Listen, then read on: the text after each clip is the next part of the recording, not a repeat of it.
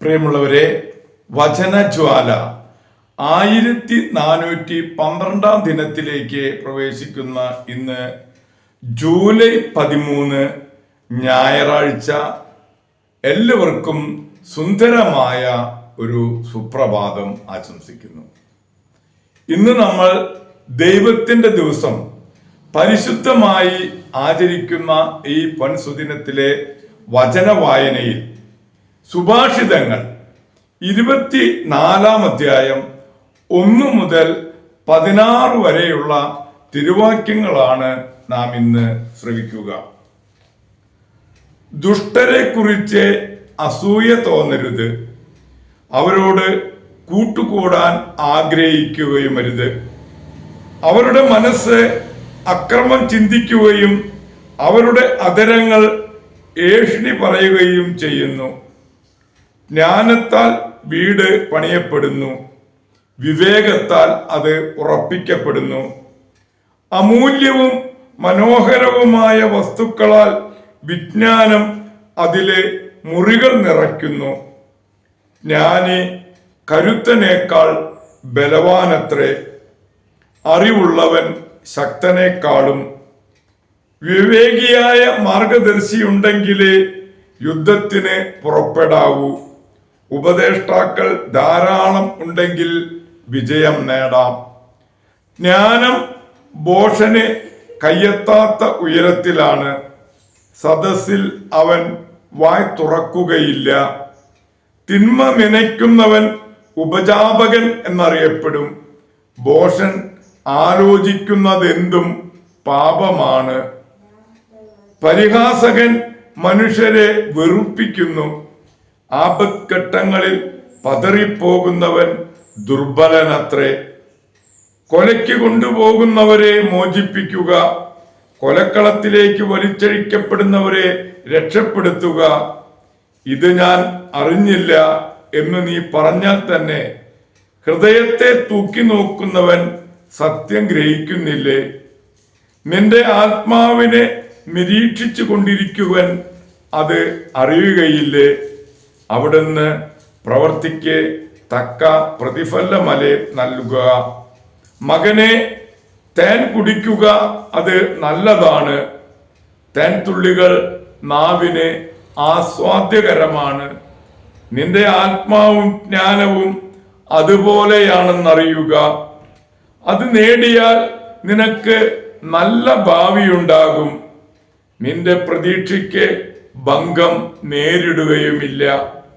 നീതിമാന്റെ പാർപ്പിടത്തിനെതിരെ ദുഷ്ടനെ പോലെ പതിയിരിക്കരുത്. അവന്റെ ഭവനത്തെ ആക്രമിക്കുകയുമരുത്. എന്തെന്നാൽ നീതിമാൻ 7 തവണ വീണാലും വീണ്ടും എഴുന്നേൽക്കും.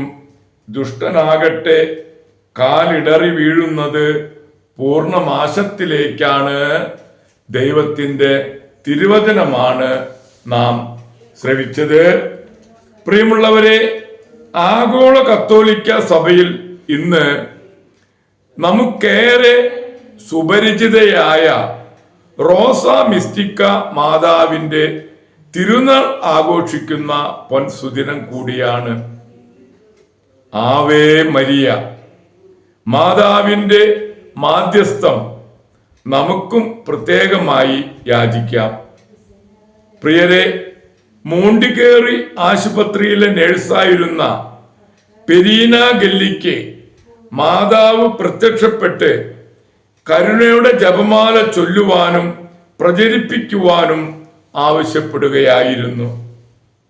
ഓരോ മാസവും 1-ാം തീയതി മുതൽ 12-ാം തീയതി വരെ പ്രത്യേക പ്രാർത്ഥനകൾ ചൊല്ലുകയും 13-ാം തീയതി മാസത്തിരുനാളായി ആചരിക്കാനും ജൂലൈ 13 തിരുനാളായി ആഘോഷിക്കാനുമാണ് അന്ന് പറഞ്ഞത്.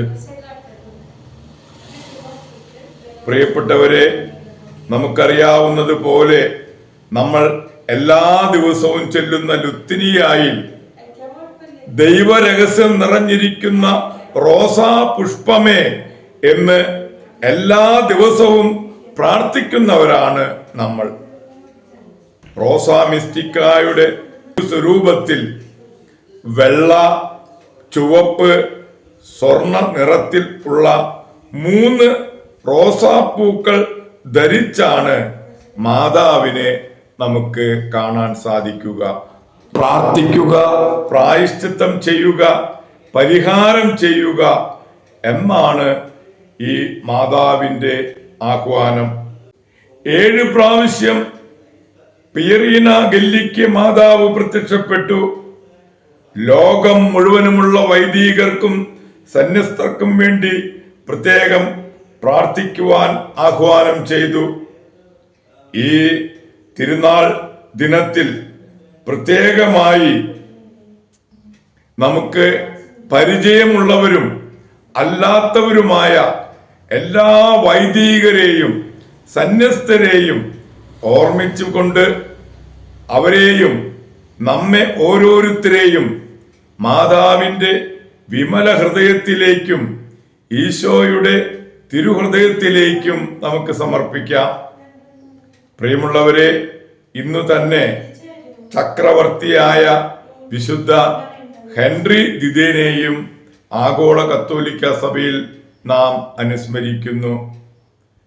ഹെൻറി ദ്വിതീയന്റെയും റോസാ മിസ്റ്റിക്ക മാതാവിന്റെയും മാധ്യസ്ഥം യാചിച്ച് ഇന്നത്തെ ഈ നല്ല ദിവസത്തിലേക്ക് നമുക്ക് പ്രവേശിക്കാം.